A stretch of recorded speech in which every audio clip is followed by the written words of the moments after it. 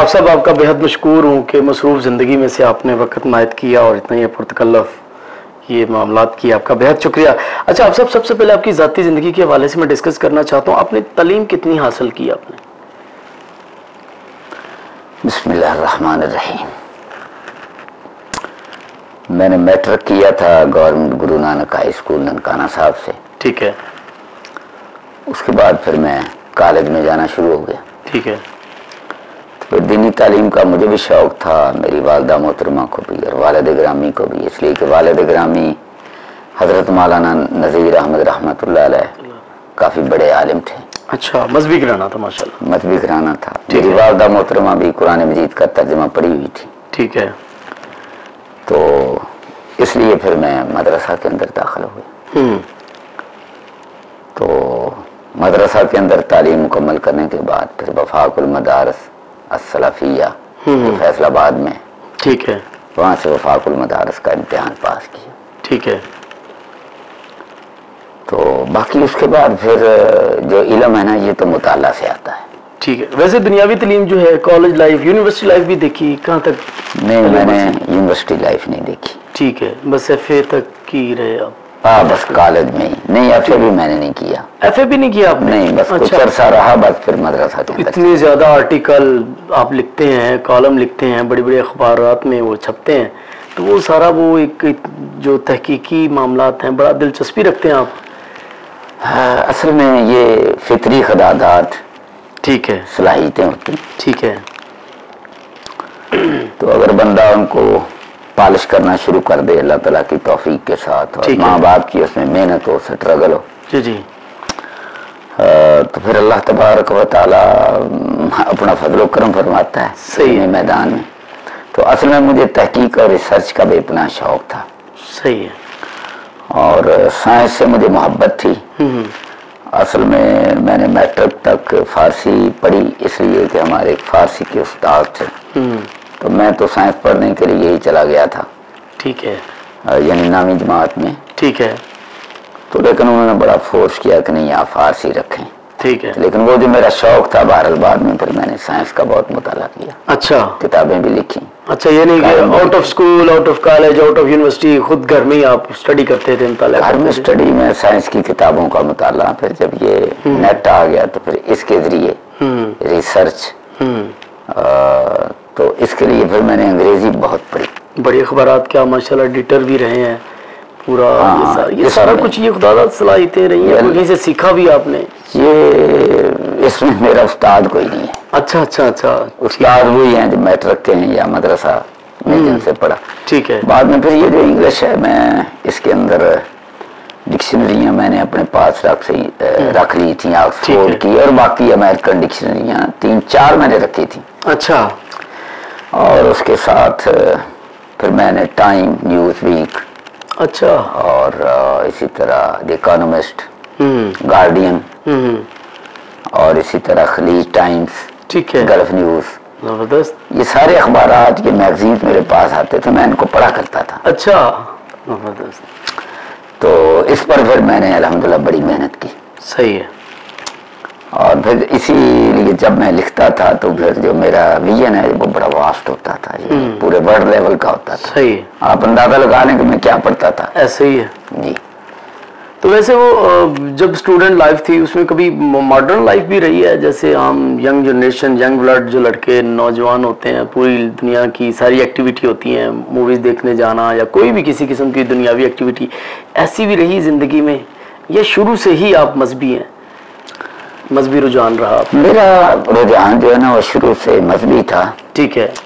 اور لیکن مذہبی کے ساتھ ساتھ جس طرح بندہ ایک حقیقت پسند ہوتا ہے نا، ٹھیک ہے، یہ میرا ذہن تھا۔ لیکن اپنے دوستوں کے ساتھ، احباب کے ساتھ جو بچپن کے کھیل تھے وہ تو کھیلا ہی کرتے تھے۔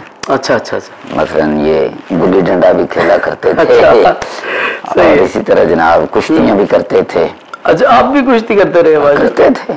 اچھا، فزیکلی شروع سے ہی آپ؟ نہیں، کوئی باقاعدہ نہیں، بس وہ ابتدائی طور پر۔ اچھا اچھا، صحیح ہے، صحیح ہے، باقاعدہ نہیں۔ اچھا اچھا، ویسے ہی کبھی تقریباً جو علماء کرام ہوتے ہیں ان کے ہاں جو ہے نا، جہاں مذہبی رجحان میں شدت پائی جاتی ہے وہاں پہ شادیوں میں بھی بڑی شدت پائی جاتی ہے, کم از کم 2-4 کی تعداد ضرور ہوتی ہے. تو آپ نے کتنی شادیاں کی ویسے؟ میری شادی ایک ہی ہے. ٹھیک ہے. اور پروگرام بھی کوئی نہیں ہے. اچھا, کبھی خواہش نہیں کی یا بیوی کے ڈر سے؟ یہ کبھی ہوتا ہے ویسے؟ نہیں, بیوی بھی میری نیک ہے, پڑھی لکھی ہے. اچھا, کبھی انہوں نے کہا کہ اگر آپ چاہیں شادی کرنا چاہیں دوسری تو آپ کر سکتے؟ نہیں, اتنا حوصلہ تو کسی میں نہیں ہوتا. اچھا, نہ ان کی طرف حوصلہ ہوا نہ پھر آپ نے بھی؟ نہ, میری بھی کوئی خواہش نہیں. اچھا, تو دونوں طرف سے ایک جیسا ہی مسئلہ ہے. اچھا, اس کی وجہ یہ ہے کہ میں ایک ریسرچر آدمی ہوں. ٹھیک ہے. تحقیق بہت کرنی پڑتی ہے. دوسری بات یہ ہے کہ الحمدللہ اللہ تعالیٰ نے اولاد بھی دی.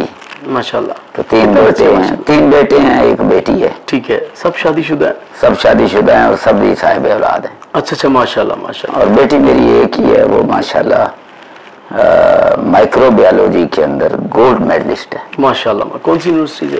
یونیورسٹی یہ جو فیز 6 میں ہے نا, وہ یونیورسٹی پاک فوج کی ہے, DHA والوں کی. ٹھیک ہے. اچھا.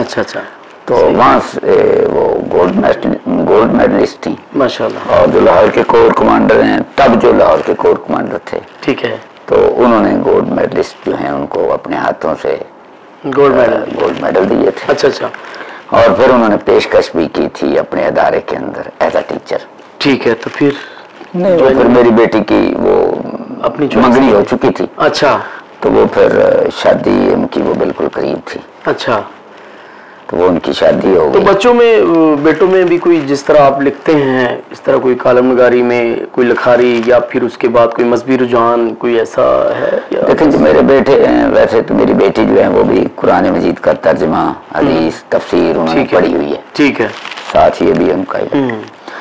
اور اسی طرح سے جو میرے بیٹے ہیں جو بڑے ہیں 2, جی, تو انہوں نے ویسے BA تک تعلیم حاصل کی. اچھا. اور اس کے ساتھ انہوں نے قرآن مجید کا ترجمہ, حدیث, یہ دین کا علم مجھ سے ہی پڑھا ہے. اچھا. سب نے, کوئی باقاعدہ مدرسہ کے اندر نہیں. صحیح ہے. تو جو وہ تو اب خیر تینوں باہر ہوتے ہیں. ٹھیک ہے. اور جو میرا سب سے چھوٹا بیٹا ہے اس نے MSc کی, اس کے بعد اس نے یہ بزنس وغیرہ کے اندر, اور اس کے بعد انہوں نے وہ اس کے بعد کیا کورس ہوتا ہے ذہن سے نکل گیا, کوئی بھی انہوں نے MSc کے بعد نہیں, وہ PhD سے پہلے ایم فل اس نے کر لیا ہے. ٹھیک ہے. اچھا. اور اب وہ کہیں پرائیویٹ جاب بھی کر رہا ہے. اچھا. اسی طرح قرآن مجید کا ترجمہ اور صحیح بخاری اس نے مجھ سے پڑھی. میر حمزہ صاحب کا اپنا جو سورس آف انکم کیا رہا ہے اور اب کیا ہے ویسے؟ سورس آف انکم جو ہے جی, میں ہائی اسکول میں ٹیچر تھا. اچھا. یہ جنرل ضیاء الحق رحمت اللہ علیہ جب انہوں نے اقتدار سنبھالا تھا, ٹھیک ہے, تو پھر انہوں نے جنہوں نے وفاق المدارس کا امتحان پاس کیا ہوا تھا نا, ٹھیک ہے, ساتھ ان کی اسکول کی بھی تعلیم تھی, یعنی کم از کم میٹرک. ٹھیک ہے. تو انہوں نے اس تعلیم کو ڈبل MA قرار دے دیا تھا. اچھا. اس تعلیم. ٹھیک ہے. تو مجھے وہ ڈبل MA کی ڈگری مل گئی, انہوں نے جو کنسیڈر کر لیا, کنسیڈر کیا, نوٹیفکیشن ٹھیک ہے جاری ہو گیا. ٹھیک ہے. تو اس کے تحت پھر میں ہائی اسکول کے اندر پڑھاتا رہا. ٹھیک ہے. تو گورنمنٹ ہائی اسکول نمبر 1 شاہ کوٹ میں نے 6 سال پڑھایا. ٹھیک ہے. تو ہزاروں میرے شاگرد ہیں. اچھا. ماشاءاللہ. تو اس اسکول کا پورے علاقے کے اندر نا ایک نام تھا, بورڈ کے اندر بڑے وہ لیتے تھے پوزیشنیں. ٹھیک ہے. اور میں عربی اور اسلامیات کا سینئر استاد تھا. ٹھیک ہے. ہائی اسکول نمبر 1 میں ہم 3 تھے. ٹھیک ہے. اور میں سینئر موسٹ تھا. اور وہیں پر ہی شاہ کوٹ کے اندر ہی جنرل ضیاء الحق کے دور میں ہی چیئرمین تھے بلدیہ کے چودھری ارشد سائی صاحب. ٹھیک ہے. تو ان کی اور میری محبت تھی بڑی. تو وہ پھر ہم نے وہاں پر ایک بہت بڑا مرکز بنایا تھا, 1 ایکڑ 17 مرلے کا. ٹھیک ہے. تو وہ چودھری ارشد سائی صاحب اور میں نے مل کر بنایا, باقی احباب بھی ساتھ تھے. اچھا. تو وہاں پر پھر میں نے, ویسے تو جمعہ میں پہلے بھی پڑھاتا تھا, یہاں لاہور آ کر بھی پڑھاتا تھا اس سے پہلے, اور بھی کئی جگہ پر. تو پھر اس کے بعد باقاعدہ میں نے وہاں پڑھانا شروع کر دیا. صحیح ہے. اچھا, فرقہ وریت کی بڑی لہر پیک پہ اس دور میں بھی ہے. تو ایک عالم دین اہل سنت والجماعت کے گزرے ہیں, انہوں نے بڑے خوبصورت الفاظ آپ کے لیے کہے کہ شاید میں الفاظ لفظ بھائی لفظ تو میں بھول گیا ہوں کہ انہوں نے شاید ایسا کہا تھا کہ اگر ہماری جماعت میں یا ان کی جماعت میں ایک اور میر حمزہ ہوتا تو ضرور کوئی نہ کوئی یہ قربتیں بڑھتی, نفرتیں کم ہوتی. اس طرح کا کوئی جملہ کہا تھا. اس کی کیا وجہ ہے؟ اس کی وجہ یہ جادو تو نہیں کیا آپ نے؟ اس کی وجہ یہ تھی کہ مولانا سعید اسد صاحب چونکہ بہت بڑے عالم تھے, اہل سنت والجماعت بھی مسلک تھے اور مناظر بھی تھے اور بڑے معروف تھے, صرف پاکستان کی سطح پر نہیں انٹرنیشنل سطح پر وہ معروف تھے. اور پھر جو بڑے علماء ہوتے ہیں وہ ایک دوسرے سے واقف تو ہوتے ہیں, ایک دوسرے کا مطالعہ بھی کرتے ہیں, ان کی کتب کا بھی. جی جی. تو میری بھی کوئی 30-40 کے قریب تو ہیں کتابیں, کبھی شمار ہی نہیں کی. اچھا تو یقیناً انہوں نے میری کتابیں بھی پڑھی, حرمت رسول صلی اللہ علیہ وسلم پر ایک میں نے پوری تحریک بھی چلائی, صرف سیرت پر میں نے 5 کتابیں لکھی. تو ان ساری چیزوں سے واقف تھے. تو ایک جلسہ ہوا تھا حرمت رسول کا اور اتحاد امت کا فیصل آباد کے اندر. ٹھیک ہے. تو جلسہ ہو رہا تھا, تقریریں ہو رہی تھی, تو آخری تقریر میری تھی, مجھ سے پہلے حضرت مولانا کا خطاب تھا. تو اس سے پہلے ہم نہ دونوں پیچھے بیٹھے آپس میں باتیں کر رہے تھے. ٹھیک ہے. تو وہ مجھے کہنے لگے کہ حمزہ صاحب وہ شاہ اسماعیل شہید رحمت اللہ علیہ, انہوں نے اپنی ایک کتاب کے اندر کچھ لکھا ہے اللہ کے نبی صلی اللہ علیہ وسلم کے بارے میں. ٹھیک ہے. میں اب اس جملے کو تو نہیں دہراتا, لوگوں کو پتہ ہی ہے, بہتر جو پڑھے لکھے. کہتے ہیں جو اس جملے کا قائل ہے نا, جی جی, تو وہ تو گستاخ رسول ہے. ٹھیک ہے. تو میں اس کے پیچھے نماز نہیں پڑھتا. صحیح. تو آپ قائل ہیں ویسے؟ جی جی, بہتر. بات پوری نہیں ہوئی. جی جی, ٹھیک ہے. تو فرمانے لگے کہ کیا آپ اس جملے کے قائل ہیں یا اس کی تردید کرتے ہیں یا اس کو کیا سمجھتے ہیں؟ ٹھیک ہے. میں نے کہا دیکھیں جی, جو شاہ اسماعیل شہید ہیں رحمت اللہ علیہ, وہ شاہ ولی اللہ رحمت اللہ علیہ کے پوتے ہیں, شاہ عبد الغنی کے بیٹے ہیں, بہت بڑا علمی خاندان ہے. تو میں سمجھتا ہوں کہ وہ ایسی بات لکھ نہیں سکتے. ٹھیک ہے. اور میں اس بات کو اللہ کے نبی صلی اللہ علیہ وسلم کی گستاخی سمجھتا ہوں. اس لکھی ہوئی بات کو گستاخی سمجھتے ہیں, اور دوسرا یہ موقف ہے آپ کا کہ وہ ممکن ہے کہ انہوں نے یہ بات نہ کہی ہو, ممکن نہیں, منسوخ کی گئی ہو. مجھے یقین کی. اچھا, یقیناً.